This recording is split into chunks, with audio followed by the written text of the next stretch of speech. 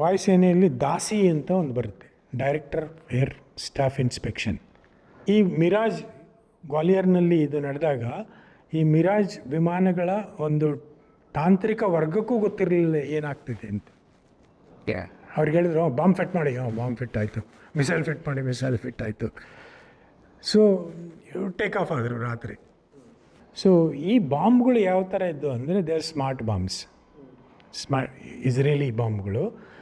ಅವ್ರು ಬಂದರು, ಹಿಂಗೆ ತೋರಿಸ್ಕೊಂಡು ನೋಡ್ತಾರೆ, ಬಂತು ಈ ಬಾರ್ಡ್ರ್ ಕ್ರಾಸ್ ಮಾಡಿ ಬಾಂಬ್ ಹಾಕಿ ವಾಪಸ್ ಬರುವಷ್ಟೊತ್ತಿಗೆ 14 ಮಿನಿಟ್ಸ್ 5 ದಿವಸಗಳಲ್ಲಿ ಅಟ್ಯಾಕ್ ಶುರುವಾಯಿತು.